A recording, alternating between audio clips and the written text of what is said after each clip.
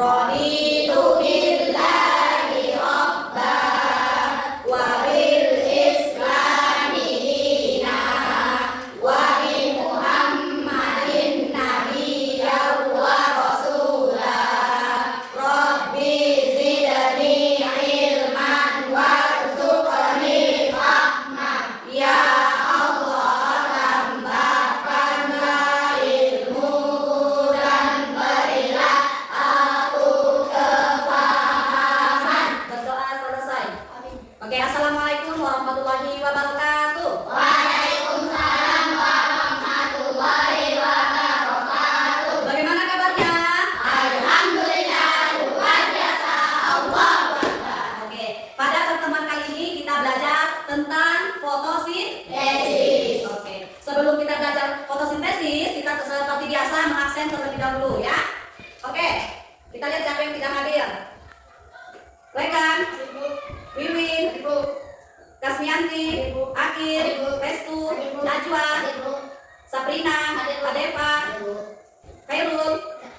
Nah, hadir. Kenapa Khairul? Sakit. Oke, semoga Khairul cepat sembuh.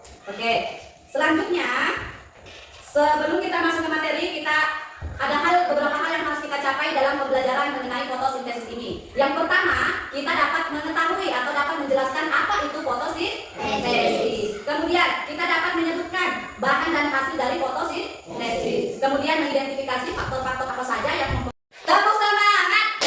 Semangat. Kelas 5, cerdas dan ceria. Oke, kita lanjut pembelajaran mengenai fotosintesis. Apa itu fotosintesis? Ada yang tahu apa itu fotosintesis? Proses pembuatan makanan oleh tubuh melalui bantuan yang namanya cahaya matahari. Atau bahan yang diperlukan dalam fotosintesis ada air dikenal dengan H2O. Kemudian ada yang namanya karbon dioksida yang dikenal dengan CO2. Yang selanjutnya ada yang namanya cahaya matahari. Dan yang selanjutnya ada yang disebut klorofil. Klorofil itu adalah zat hijau daun. Coba di sini ada contoh atau proses yang dinamakan dalam fotosintesis. Kami disebutkan bahwa fotosintesis adalah proses pembuatan makanan melalui atau dengan bantuan yang pertama ada yang namanya cahaya matahari.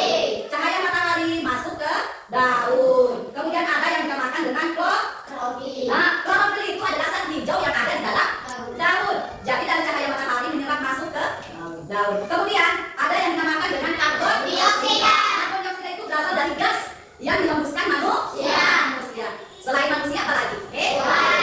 Saat kita bernapas. Jadi karbon dioksida juga berasal dari pembakaran kendaraan bermotor, aktivitas pabrik dan sebagainya. Dan selanjutnya ada yang dinamakan dengan air. Jadi air itu membantu proses yang namanya fotosintesis. Air yang diperoleh tumbuhan berasal dari mana? Iya, berasal dari tanah. Air akan diserap oleh akar. Iya, airnya diserap oleh akar seperti yang terlihat pada gambar. Kemudian dari akar masuk ke batang.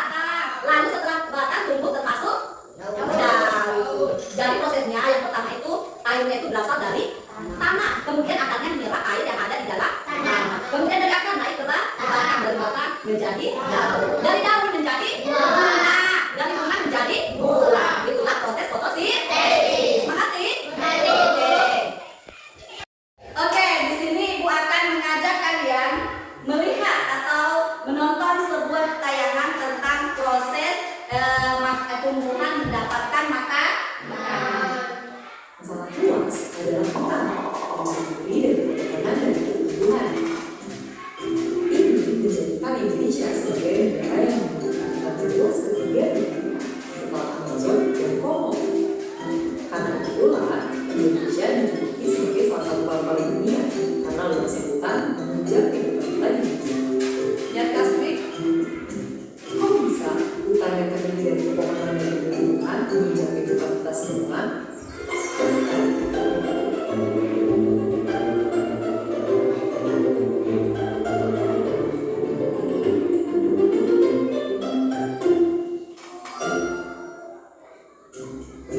Tumbuhan tidak dapat makan seperti manusia.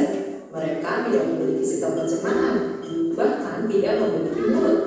Mereka sebenarnya bisa membuat makanan sendiri dan mendapatkan energi langsung dari lingkungan sekitarnya.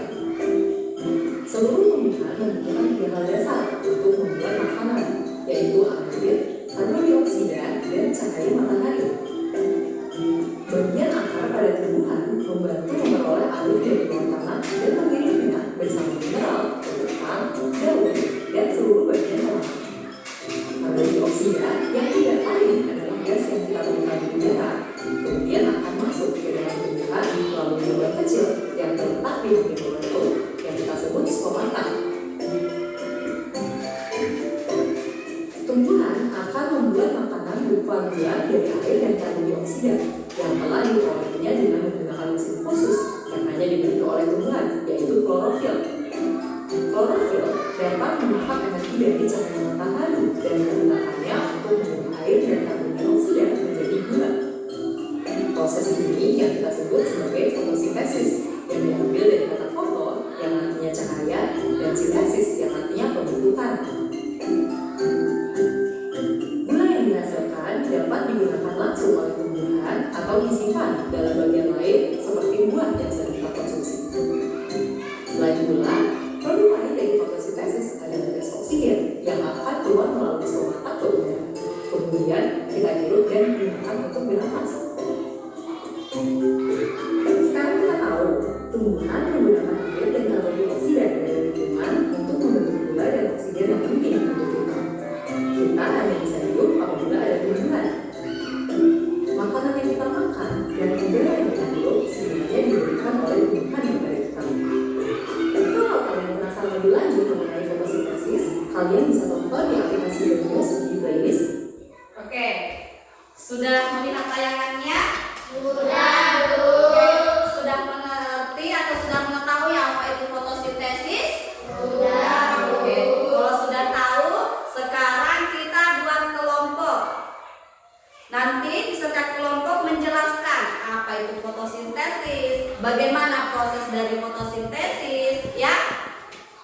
Kita buat dua kelompok aja, laki-laki sama laki-laki, perempuan sama perempuan. Oke, sepakat? Oke, ayo sekarang buat kelompok. Mendekat, Win.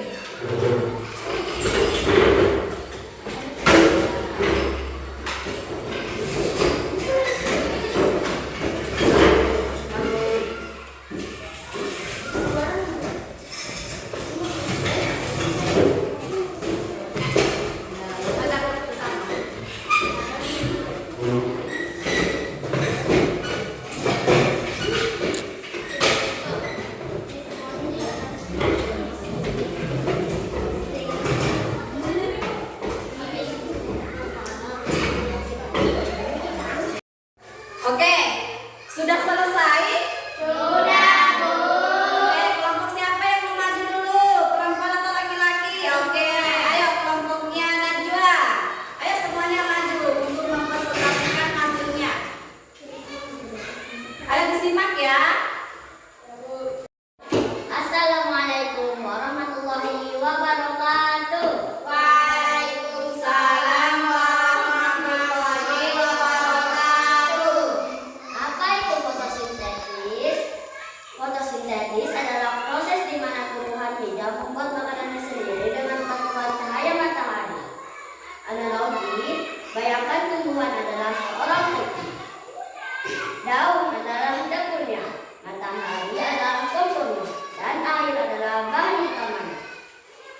4 resep rahasia tumbuhan: cahaya, energi dari matahari untuk memasak, air diserap oleh akar dari tanah, udara, gas karbon dioksida dari kita nafas, klorofil, zat hijau daun untuk menangkap cahaya.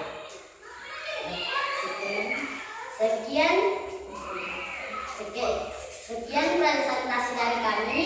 Wassalamualaikum warahmatullahi wabarakatuh. Waalaikumsalam warahmatullahi wabarakatuh. Oke, beri aplaus dulu. Oke, sekarang kelompok laki-lakinya. Nanti kita berkesimpulan ya. Kelompok laki-lakinya ini. Dan hasilnya sendiri.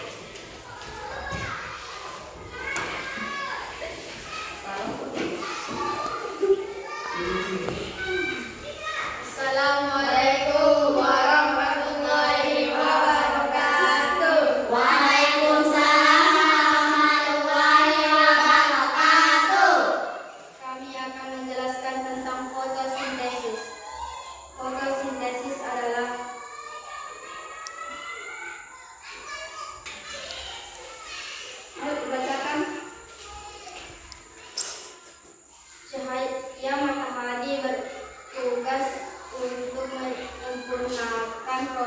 fotosintesis. Klorofil atau zat hijau daun pada tumbuhan menyebabkan daun berwarna hijau.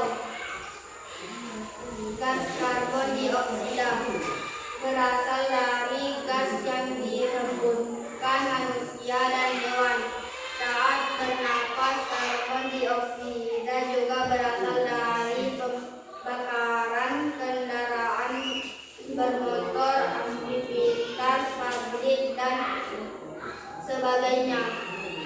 Air yang diperoleh tumbuhan berasal dari tanah. Air akan diserap oleh akar, kemudian ke batang, dan dialirkan ke seluruh tumbuhan, termasuk daun.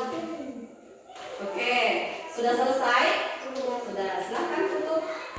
Sekian dari kami penjelasan fotosintesis. Wassalamualaikum warahmatullahi wabarakatuh. Waalaikumsalam warahmatullahi wabarakatuh. Silakan berikan aplaus. Oke, itu pemaparan dari setiap kelompok mengenai proses dari fotosintesis. Sekarang kita sebelum kita membuat kesimpulan, coba kita kembali ke tempat duduk masing-masing.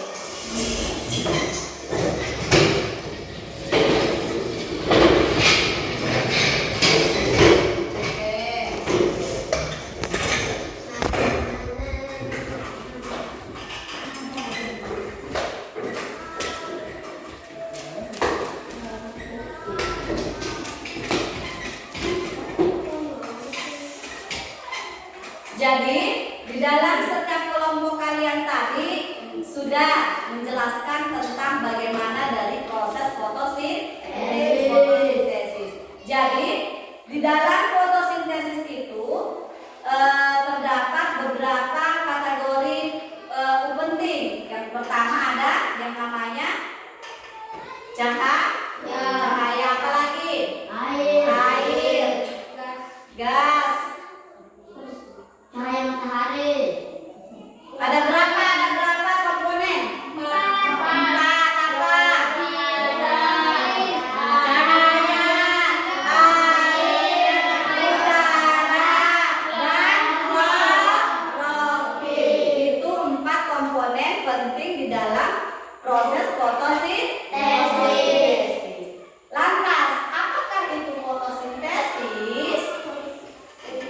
Adalah proses di mana tumbuhan hijau membuat makanannya sendiri dengan bantuan cahaya matahari. Oke, jadi fotosintesis adalah proses pembuatan makanan oleh tumbuhan hijau dengan bantuan cahaya matahari, air, karbon dioksida, dan klorofil. Oke, sudah mengerti? Sudah, Bu.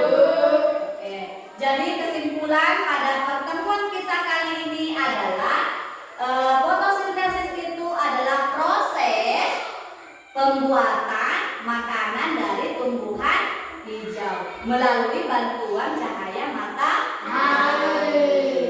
Oke. Untuk mengakhiri pembelajaran